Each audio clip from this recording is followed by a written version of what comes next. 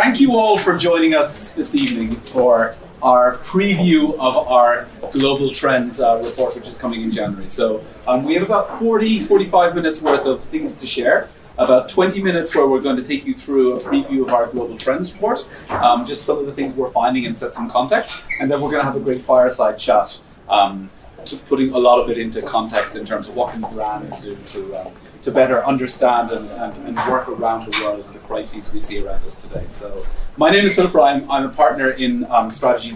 I lead our Trends and Foresight business here in the US. I'm joined by two of my colleagues who will be also sharing with us tonight, Jennifer and Mercedes. And so just to start and kick things off, just to set a little bit of context. So we say here a new world disorder. There's a cocktail by the name over there, but where does this come from? And there's other cocktails you'll see the names of appearing momentarily. But if we think back to setting context of why we say new world disorder today is, if you look back to the post-World War II era up until just recent times, it was dominated by a fairly stable world, especially given what had come before that. Right? You had two powers, mostly for the most part. You then had one power. That's sort of changing a little bit again. You had, especially in the Western world, you had, unprecedented growth. You had, for every generation, you could pretty much count on having rising living, standards of living, rising birth rates. You had length of life, etc. You had people could have economic security. Health got better and better and better as well. So we were marked by sort of a period of things going reasonably well. And if any of you have seen Hannah Gadsby's show on Netflix and Annette, she said, at that time, there was only one crisis that people had to worry about, and that was the bomb, right? And not to make light of that at all, but that was really sort of the one crisis that she talked about. The thing is now, over the last couple of years, and what we're seeing and the background for all of this work is that we see some of that coming to an end, right? So we don't have the one power or the two powers, we have a splintering of power. We see things start to unravel around us if you just look around the world today. And so we're not really in one, we don't just have the bomb to worry about, we have many things to worry about. So we're not even in a crisis, but we're in a series of crises that we're finding ourselves in at the moment. And what we like to call is a polycrisis. And so we've come out of the pandemic, we've come out of this healthcare crisis that we've been in, but we're now facing into, a new year where we're looking at a global recession potentially. We're looking at war in the Ukraine. We're looking at energy effects of that and energy crisis that's happening as well. So we're seeing many, many different things that are beginning to happen in the world. And these are the world of the polycrisis, if you will, that we're finding ourselves in. And so in the midst of all of this, people, consumers, citizen consumers around the world, they don't necessarily know what to think. Our values are in flux because that certainty is gone. And so we see this in what we like to call cognitive polyphasia, where we often find people who have two different thoughts in their heads that are somewhat conflicted, not really sure what to think. And so, one example is we see here is that there's a rise of nationalist sentiment. 54% of global people think, global citizens say it's important for their nation to stay, different and distinct from others. At the same time, people love globalization, right? So these two things are in conflict. We look at it with the internet as well. We've got 74% of people say they cannot imagine life without the internet. Meanwhile, 81% are not so happy with their social media companies as well. So we see lots of these values that are in flux that are often in conflict with one another as we see around the world, all due to this uncertainty. And we even see this in terms of the institutions and where people feel we're going as society overall. And so just, if I go back to what we said, we had that period of reasonable certainty where we had to worry about the Cold War and that was mostly it. But we're now seeing a lot of those gains start to reverse. We start to see, for example, that lowering life expectancy, especially in Western markets, we start to see standards of living are beginning to drop. We're seeing more and more of that dichotomy between the haves and the have-nots. You see loss of jobs, and it's not just low-skilled work, it's higher-skilled work to emerging markets as well. So lots and lots going on. And as a result, we see people not really sure that they can trust the institutions who are meant to be taking care of them because the old ways are not necessarily working anymore. And so you see that 72% are worried that public services and government won't look after them in the future. You see 58% say they want their country to be the way it used to be. Of course, they can't live without the internet either. So I don't know where to square that, right? But you also see rise and rise of people looking for maybe a strong leader who can lead them out of this. And it's not necessarily because that seems to be the option. The option is that there's a strong leader who's going to, take us into the promised land in terms of future growth and back to the way things used to be. But that's not necessarily, it may or may not be the case, we don't know, right? So with this as the backdrop, we said, these crises don't seem like they're going away anytime soon. And some of this is the data we have from the report. And so what we wanted to do, and as part of our global trends, and we've been doing it since 2013, and we do it every year, we said, let's really look at this in context to say, how are people navigating the world around them today? What are their changing attitudes and preferences and behaviors and all of this? And so we said, how are they reacting to this polycrisis? And the result is that, very proud, is that it's our most ambitious global trends project that we've ever done. So we run this every year. We do a light touch in a few markets usually. We do bigger dips occasionally. But what we found just in this past one, we said, we need to go big with this. And so what's coming in January 2023 is our latest edition of this, which is covering 40,000 plus people, 50 countries from Argentina to Zambia, and 70% of the world's population, and I think something like 87% of the world's GDP is covered in this survey that we have. To date, so the reason this is a preview is that it's only about 36 of our markets have been accounted for in some of the data we'll share with you today. The reason for this is that it was important to us to get around the world as much as we could, particularly in some of the African countries. We actually had to send people out with clipboards who could do the surveys that way and not rely on just digital. We wanted representation around the world because we see lots and lots of differences when we get all of this data together from different. So that's what we have, that's what we want to share with you today. Today is our exclusive preview of just 3 of the themes that we're seeing. And so with that, do you want to take us through a few of our pieces? Thanks very much, Philip. All right, so as Philip mentioned, this is really a preview and meant to be something to whet your appetite, much like the appetizers and hopefully the delicious drinks that everyone was having. And what is really important to think about as we're going through this preview is that we look at change and trends from a few different levels. So you'll see us mention tonight and in the forthcoming report that's coming out in January that we talk about change at the macro forces level. So big things that are happening that are going to be really influencing the world over the next 2 to 5 years. Things in social and technology and political spheres that are going to be shaping behavior and shaping the way that businesses need to react in that environment. Shifts in the middle that are a little bit closer in, things that are happening over the next couple of years that we need to pay attention to, and these could be attitudinal shifts, behavioral shifts, shifts in the way that society and markets behave. And then signals, you'll see some expressions, we'll mention some of these, but examples of what's happening in the world that really help us understand and see those early signals of change that really inform all of us. So it's a whole network of change at multiple levels. We expanded the number of macro forces and the type of change that we're looking at. And we really are excited about, this tool set that we're about to launch in January that everyone will have access to. So part of this will be public, part of it will be, you can come to us and talk to us about more customized versions and work with us. But this set is really looking at a STEEP framework, so STEEP W framework. I'm sure a lot of you in Insights and Foresight are familiar with that. We see a lot more diversity, and this is not just in the US, this is globally that a lot more populations are becoming more diverse. There's a lot more religious diversity as well, not just within nations, but a lot of movement amongst them. And certainly community migration, so people moving not just from one country to another, but even within that country. We've seen that, of course, we're familiar with it, given the midterms and all of the conversation here in the US, of moving for political reasons, moving for even climate change reasons. So societies are really in flux. That's one of the themes that we're looking at in terms of the macro forces. There's a lot more to come. You don't need to memorize these. They'll all be released with all information and data underneath them. But it's a really great tool for you to use as insights folks, as brand folks, to really think about how is the world changing around us and how do we need to then prepare for the future that is going to be reflected of this and be impacted by this. So really great tool set that's coming online in January. The other thing that we wanted to start to talk through that I'll touch on briefly, and then Mercedes will take you through the end of it, is really how the trends have been changing. Philip mentioned that we've been tracking these for almost 10 years. In fact, next year is our 10-year anniversary. And what we're seeing is that trends, of course, don't exist in a vacuum. They're changing in response to consumer behavior. They're changing in response to all of this change that we just talked about in the world. And they're really kind of coalescing this year into a few different themes. I'll touch on the first one before passing it off to Mercedes. And the first one is really about the economic crisis. So very much, at the forefront of what everyone is worried about next year, what consumers are concerned about.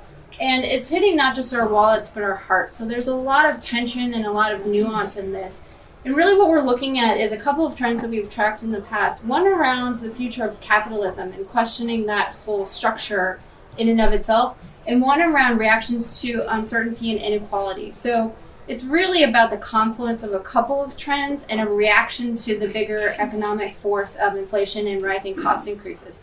And even if we're seeing a little bit of relief on that, we're seeing some reports come out this week with the Walmart CEO, for example, saying some of the prices are coming down. Ultimately, we're not seeing a huge change in the cost of living going down. And we're also not seeing wages going up accordingly. So it really is becoming a concern. And you see that reflected in the data here. Obviously, again, don't memorize this. We can run custom versions of this in January. But as a snapshot, really striking to think about 70% of the world's population thinks that prices will go up. Whether or not that is true across the board in every nation is almost irrelevant if you think about the mindset of consumers and what they're worried about. This is the mindset. So when we cross that with what they think about disposable income, that's where it gets super interesting. And stick with me because this one is a little bit more complex. About half of the world's population thinks that inflation and prices will go up, and they also think that logically their disposable income will go down. Makes sense, right? On the other kind of axis, on the 9%, 8%, we're looking at global and US averages. Equally logical. They think that some people think that inflation will stay the same and the disposable income will rise. So makes sense. The interesting piece though is when we look into people who think that inflation will stay the same or fall and their disposable income will still go down. So a lot to unpack there in terms of that potential kind of pessimistic side of the chart. And then the other really interesting difference between US consumers and the global average is that on the US side, 18% of the population thinks that inflation will rise, and yet their disposable income will also rise. So it'll be super interesting to unpack who are those consumers. Is it different by life stage? Is it different by economic status? And also to look at the global average in comparison. So in other markets, people are much more optimistic than Americans. And some of that is actually driven by developing markets. So there's also very different results when we look at individual markets depending on where they are economically. So lots and lots of data to really dig into. And what I'll leave you with for this theme is thinking about, how does this ultimately play out? People are struggling. They are thinking about economic disparity. They're looking at the wealthy who are more insulated, who are not as worried, who are going out and holiday shopping and are, not really concerned with having to pay for gas and put food on the table, who are not going to food banks. And really, I think what that kind of underscores is the understanding of the nuance and the consumer sentiment underneath that, and really digging into, a questioning and the frustration that consumers are feeling, understanding that inequality, and really questioning everything from, the status quo, the role of business, how fair economies are, how fair business is, and thinking about, do we need to change even capitalism itself and the entire structure of that? So lots of really great questions, and I will pass it over to Mercedes to take you through the next two. Thank you. I'm a team member that brought my notes. So the second shift that we're seeing is a crisis between global and local. There's a point of tension there. And just to be clear, we still really value globalization. There's a lot of benefits that it offers us. It increases our cross-cultural understanding. It increases our accessibility to goods. And many people across many markets still feel like globalization is of some benefit to them. But at the same time, we're also seeing that there's this prevailing nationalism that's taking place within the governmental level. So we see some of the drawbridges being raised. And some of these drawbridges are really indicative of some deglobalization that's happening. So there's a lot of effective policies that have been happening, but they are signaling some protectionism and polarization. So for example, Philip mentioned the war in Ukraine. So we see that in an effort to protect its freedom and democracy, Germany is investing billions of euros into modernizing its military forces. And then we saw global brands like Nike, who formerly had a presence in Russia, withdraw that presence because they didn't want to continue contributing to their, war machine. And then we see the United States government, who's throwing a lot of hefty tax and financial breaks at a lot of companies that are within the tech manufacturing space and also sustainability, because they want them to bring their operations here. And that has some good benefits, right? Because that helps promote our efforts of climate change, but at the same time, it helps de-invest from the foreign economies and helps invest into our own.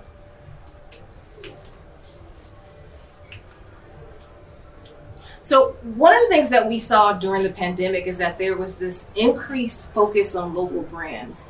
Obviously, it was a very turbulent time for brands, and we were all on board trying to figure out what we could do to figure out what the impact with them would be. How do we help them thrive? How do we help them survive that pandemic? And what we thought that trend line would continue into 2022, but we see that there's a little bit of reversal for that trend. So you'll see comparatively to 2019, you see more people are agreeing that global brands offer better products than local brands. And the few exceptions being a few of the nations that are major producers within goods. So in this, the face of tension that we're seeing, where we're seeing that government is driving a lot of the impact, the question that we ask is, what can global brands do to have more local relevance? Sorry about that. And then the answer to that is that they can address the needs of consumers. And consumers are asking them to take some sort of part and responsibility. So there's this like tension about who owns, there's some tension about who owns issues such as climate change and who owns issues such as sustainability. And the fact is that brands do. Consumers are starting to speak with their wallets, and they're starting to ask questions, very hard questions to brands that demand strong answers. So they're asking questions like, what are the issues that you care about? They're asking more than just caring about those issues. What are you actually doing to fix them? They're asking, what are your ESG policies? They're asking, how diverse is your workforce and how inclusive are your workplace practices? And they're asking, what are you doing for your employees? Are you creating a good environment for them? And brands absolutely have space, just to give some kind of quantitative support to that. So 80% of people said that they believe that brands can both make money and also do social good. 53% are willing to spend more for brands whose images appeal to them, and 63% are willing to spend more on those that they feel act responsibly. So there's absolutely the right to take that responsibility for them. So the second issue is climate change. It's an issue that we want everybody to solve. So as we're seeing that it's worsening, there's been more recorded natural disasters than ever in history, and everybody's asking, who does this? Who's responsible for this? Who fixes this? And so the thing is that we all are playing some role in fixing it. But what consumers are asking, some consumers are asking government to take on this responsibility. Feel like that responsibility rests squarely on the shoulders of local government. But there's a lot of consumers, and particularly younger consumers, both in America and abroad, who feel like brands need to take on this action too. So one of the interesting things that we're seeing is with all these polycrises taking place, all of these like day-to-day things that we're inundated with, we're seeing consumers actually have less a concern of climate change than they did a year ago, which is really strange, right? And so one of the things that we're seeing is that it stopped rising. There's more pushback on the science too. So this might be a little bit due to the pandemic, right? Remember when we were hearing all of those different pieces of information, it was very rapidly coming in. There was some conflicting information. There was conflicting messaging, and we had erosion of trust within science. So we're feeling like that is carrying over into environmental science as well. And one of the emerging buzzwords that we talked about a couple of years ago was uncertainty. It was uncertainty about everything. And we're still navigating some of that uncertainty here. And the way that we see that is reflected in where we're starting to feel a sense of optimism and hope. So consumers are feeling more optimism about themselves. They're feeling more optimistic about their world, but those are the things that we can control. So it's easy to feel optimistic about those. Whereas the broader world, there's a little less optimism about. So I know that might sound a little bit like a doom and gloom, but there is some good news for consumers and brands for each. So one, businesses have an opportunity to figure out how they need to have more purpose within their mission, how they need to start thinking about their structure so they can figure out what is the right opportunity for them to create an impact on society. The second is the global brands. They can help bridge the gap between global and local by offering consumers the best of both worlds. And then the third is that, we spent all of this time, there's been a lot of conversation about brand trust and building that brand trust. Well, there's equity in that brand trust. So we need to take that equity and that brand trust and figure out how we can make some incalculable impact for the entire world. So thank you, Mercedes and Jennifer. So yeah, look, that's just a snapshot of just a few of the things that we're seeing. The goal with this is essentially to start a conversation, start all of you thinking about some of these things, what brands can do along those three themes that we were just speaking about. Lots more to come, so we'll have the rest of our markets, we'll update all the data, we'll share all of that with all of you. It should be ready towards the end of January is when all of that's going to be ready, but again, like I said, it's all about starting this conversation around what brands can do, what brands, governments, other institutions, individuals can do to work together to solve these things and build on some of that hope and optimism there. As Mercedes said, it's not all doom and gloom. For me, I personally get very excited not very excited. Some of it is a little bit doom and gloom, but reasonably excited, we'll say, when you think of these and say, we have this chance to actually remake where we are, the world we're living in, right? How brands operate, how business operates. And so let's take on that challenge and try and figure out what we can do.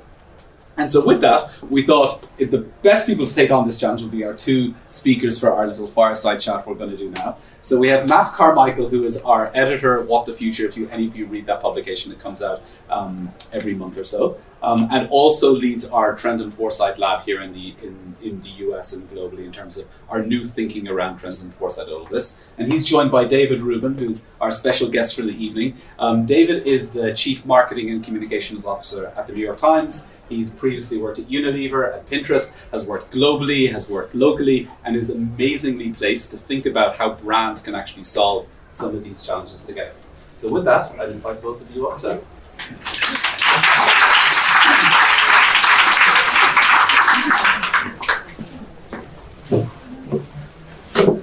So first of all, obviously, thank you for joining us. It's great to have you here. Awesome, thanks for having me.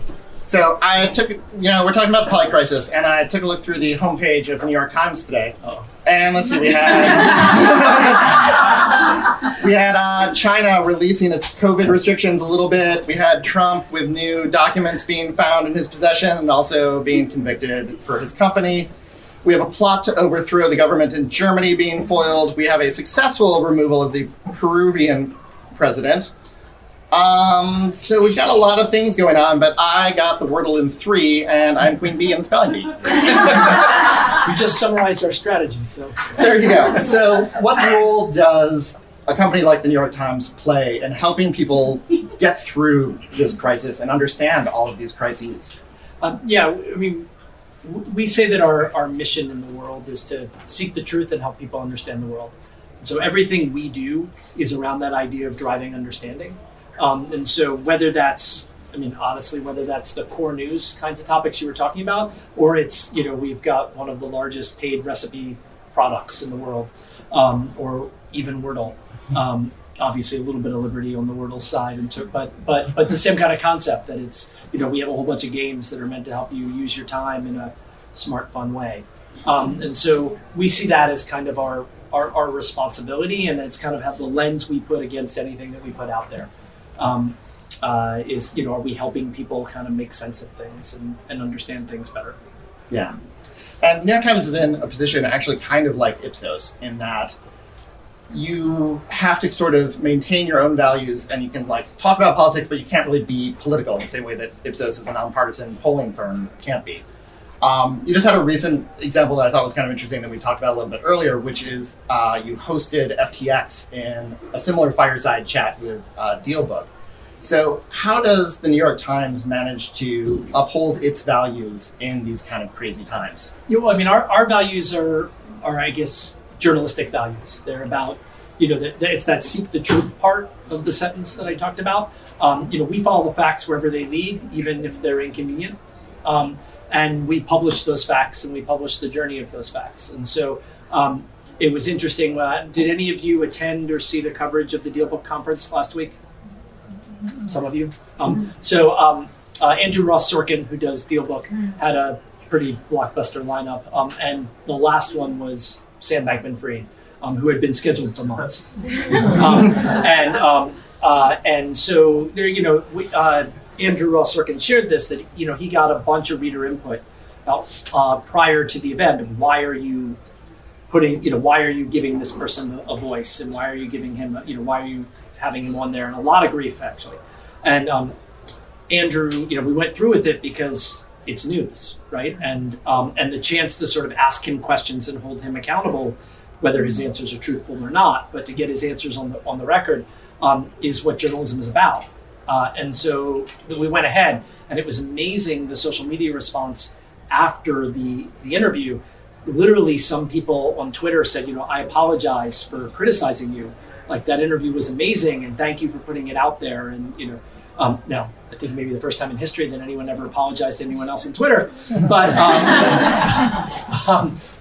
it was great to see that sort of sticking with our, it is our job to do this, and we're going to do this whether people, whether our own customers, are concerned about it or not, because it's what we think our proposition is. And then in the end, they came along to it. And so I think for us, it's about knowing, your values are the things that you believe in are so important to you that you're going to do them and you're going to stand by them, even if there's a little bit of choppy waters. Hopefully that plays out the way you want it to. Sometimes it doesn't. One of the things that we were talking about in the Polycrisis is, of course, inflation, which I think is probably on everyone's mind in the room. How are you seeing that play out with New York Times consumers, and how is that changing their consumer values as well? I think it's too soon to really know a lot of answers to that question for us. What I will say is that, at least I don't know how applicable this will be to others, but it kind of fits with a lot of what you're seeing there. We certainly see in news that the more uncertain the world is, the more people turn to trusted brands. It might be the global side, but I think it's more just the trust. And I think the longer you've been around, the more likely you are to be global, to be honest. And so we see that at the beginning of the pandemic. You see all of the long-standing major media organizations saw increases in their audience. I think you see it as the economy is getting uncertain. The more, when it matters, when they're really confused, they turn to the place that has a long-standing history of coming through for them. And I'm sure that applies outside of news as well. Obviously, different considerations. Yeah. And in your role as a global brand with a local spin to it, and there are certainly some who consider the New York Times their local paper, but obviously you're a much larger brand than that. How do you market yourself, and how do you talk to consumers differently in different markets? Look, the Times obviously has a different relationship in the New York market. But we're long past being a local brand. Obviously, for people in the New York market, we have a certain part of our coverage that really is applicable to people in New York. But our largest subscriber base is in California, by state. We've got our third largest market is Texas. We're all over the country, and we're all over the world. And so we do have that seek the truth and help people understand the world is our one proposition everywhere. There's definitely a difference outside the U.S. than in it for us. Outside the U.S., we assume that we're a second read. We're not going to cover your local news the way that a local in-country can. The same way that we don't cover local news in any state other than New York, to sufficiency. Obviously, the dynamics of that in the U.S. are a whole nother conversation, but of who's supposed to provide it. But and so we market ourselves around. We think our big proposition is providing the global story and the and kind of the global story of what's going on in the world, and obviously the Times is and the U.S. perspective on that, which is something that a lot of places want, a lot of people want all over the world. And so that's how we go to market with it. What we do see is that, we're publishing hundreds of articles a day.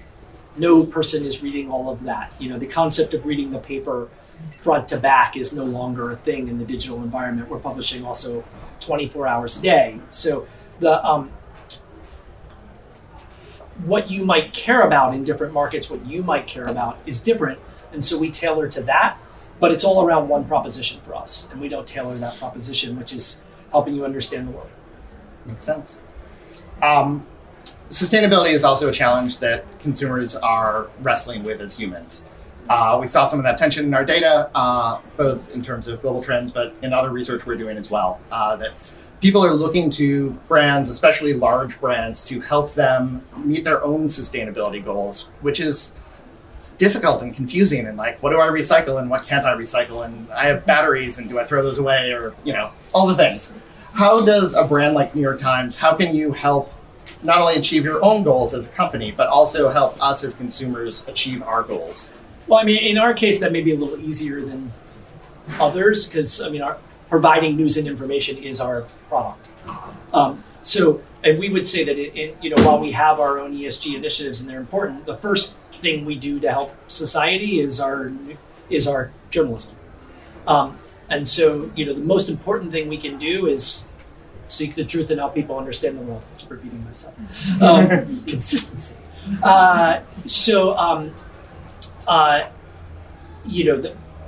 What you just described is a lot of what we put out in the world. Whether it's, whether it's big, broad, sweeping articles on what's happened at the COP, or it's, holding a specific company or entity to account for their actions, or it's an article on sustainable shrimp in the food section. We're covering the gamut of those things for people.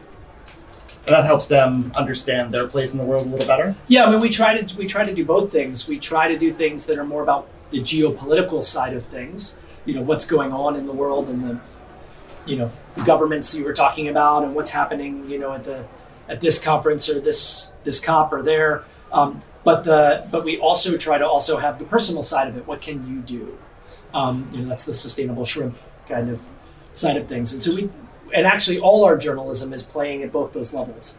The societal side that you're sort of looking at, but is a little distant from you as a person. And then what can you do? Some of that can be big things like climate change, and some of it can be, anybody here use Wirecutter? So Wirecutter is something we bought, but it's part of the New York Times. It's recommendations, so it's all the way from big issues and big things that are happening down to what dongles can I buy? We play at all those levels. I loved the Wirecutter piece about bike locks, where they interviewed a bike thief about how to get a bike lock. Well, the whole concept of Wirecutter, which just sort of shows how the brand covers through and everything, is that it's a journalistic approach to recommendations. So they take a question, what dongle should I buy? What lock should I get for my bike? And then they go nuts about it, and they just obsess about it, and then they give you a recommendation of what you should do based upon thousands of hours of research. Actually, Wirecutter is kind of an interesting segue into this, because one of the things we're starting to see a little bit in our data, or at least starting to keep an eye on, is people have been able to lead with their values to the extent they want to as consumers, because we've been in this unprecedented period of growth and economic stability, basically. As that starts to shift, are we starting to make our decisions more with our wallets and a little less with our hearts? Or do you think that tension, how do you think that's going to kind of play out? Look, I think people do both. We were talking about this at the beginning. I think it's always been true that every category has an emotional connection. As Philip mentioned, I started in deodorants. I actually brought Axe body spray to the US. You need a thank. Actually, the first time you saw an Axe ad, you thought that person would go on to be the first CMO at New York Times history. Okay, it's how I met my husband. That sounds like a story we should be hearing. Why was I talking about this? And what I think Axe showed is that every category has an emotional side to it, right? That people, and obviously that wasn't, ESG values, but was taking a category where everybody thought everything was about function, and showed that there's a part of because I want it, and I think a lot of what gets into that is the story of the brand and what it's about and the people behind it, and we're doing a lot of that. And, our ultimate job at the Times, I work on the consumer subscription side. So my job is, if anyone here doesn't have a subscription, please get one. And Cooking's awesome. yeah, thank you. Cooking would be fine. Games is great. Our job is to get you to see that our journalism is worth paying for, and against a whole bunch of free alternatives that exist. I mean, a lot of you are in tough industries. I compete against things that are literally free, and we're trying to charge. And so that is, it is so hard to do, and a lot of that is because they see the point of difference, but it's also because they want it, and because they believe in it and they want to support it. And they recognize that by doing so, they're going to help make more of it. And so I think the values point of that is that, in our case, we see our values as the journalistic values, and that we're gonna follow those because that's what our proposition is. But our mission and our values and our business are all the same thing. They're all wrapped up in one. And so we don't, it's not hard for us to make the kind of trade-offs that we were just talking about as an example. If it's the right thing to do journalistically, we just believe that long-term it's gonna be the right thing for our business. As soon as, I think where a lot of brands run into trouble is when they start to stick values on top that have nothing to do with their business or their product. And then when somebody doesn't like those values, which inevitably is the case, because we all have different things, it's very hard to defend them because you're losing business over that choice.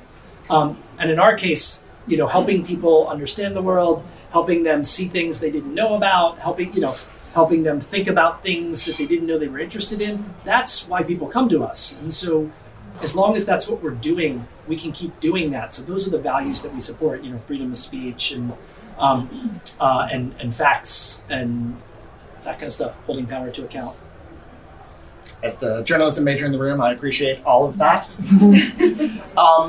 You were talking about values, like how important has it been in the New York Times? It's a fairly recent phenomenon that you have this portfolio of other brands with Wirecutter, with The Athletic, with the games, with the cooking. I mean, obviously you've always had a crossword.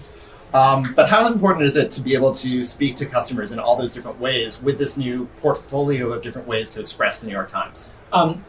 So we think it's super important. I mean, in the end, we rolled out about a year, I guess it is a year ago. I was going to say December, but that's a year ago. Our essential subscription strategy, which was our new, our sort of updated approach. And it was about meeting all of readers' passion points in news and information. And so nothing's changing in terms of what our mission is or what our core proposition is, but we think people care about a whole bunch of topics, right? And look, it's not that much different than the newspaper of old, right? There used to be crosswords in it. You went for sports scores. You went for cooking. It's just that in the digital environment, that's kind of fallen apart because a lot of people are consuming the news in a different platform than our own. Now, unfortunately, that's starting to change, and people are starting to come back to the Times platform and consuming it in our own environment, which is the best place to sort of understand the world. But what we're trying to do is say, like, look, we think the best thing you can do is to get the whole thing, and we're incenting you to do that in our pricing. But if you only want to pay for cooking, you can do that, and if you only want to pay for The Athletic, which we bought about a year ago, you can pay for that. That's sports, and we think it's working. We now have over 9 million subscribers. When we launched the paywall more than a decade and a half ago, I guess, or a decade ago, most pundits thought it was a bad idea. The couple who thought it was a good idea said that we might get to 1 million subscribers. Today we have 4 businesses that have 1 million subscriptions. So cooking, games, the core product, and The Athletic. We even have 1 million subscribers to the core business outside the US. So we don't call that a separate business. But so the appeal and the desire for this is much larger than anybody thought it would be. And look, I think it's a good sign that people understand, you get what you pay for. So if you're not paying for the news, ask yourself a question. You just heard us talk about the trends that we are following globally and the macro forces. What trends are you following? What's keeping you up at night? Probably 2 things. I mean, we're definitely keenly attentive to the the macroeconomic environment and where things are going. While we are a consumer subscription business, we also have an ad business, and those historically are affected quite quickly. Also, nobody really knows how a digital subscription business will be affected in a big slowdown. Most of the ones that exist haven't really been a big thing, including ourselves, in a slowdown. So we're certainly interested in that and what that means and being prepared for that. And we think we are. And then the second one is the one I was just talking about, which is not necessarily at this very immediate moment, but is the growth of the general subscription paid for journalism market. There's a couple 100 million people who read digital news every month, and 40 million of them pay for it. There's almost no other market that wants its money from people that has those kinds of numbers. Imagine walking in, imagine if 1 out of every 2 Americans walked into a fast food restaurant and only 1 out of 10 of them paid for it. And the rest of them got their burger because there was a New York Times logo on the wrapper, right? Like that just would never happen. And so getting more people to realize that the journalism is fragile, to be honest, and I think everybody knows that, but then acting upon that and realizing that society needs journalism, and that ultimately the funding model for that needs to be figured out. We like where we're sitting, but it's got to keep going, and we certainly worry about things like local journalism in the U.S. and that kind of thing, where the model's much less figured out. Yeah. And let's close with kind of one of the overarching themes, which is that there is a lot of hope and there is a lot of optimism in the consumer marketplace. Like, how are you feeding that? And also, what's giving you hope around everything? We certainly take that very seriously. The front page can often feel very heavy. Ultimately, the front page is susceptible to whatever's going on in the world. But again, that's why we have games. It's why we have cooking. Not only do we have it because we think it's good for the world and we think it's good for our readers and they want that, it's also good for our brand, just to have a wider palette of how we talk to people. That's what we, that's how we think about the breadth of things. Yeah. And I got Wordle in 3 too, so I'm Awesome. Well, thank you so much for joining us. Thank you. Thank you for coming out. Philip's going to wrap us up a little bit.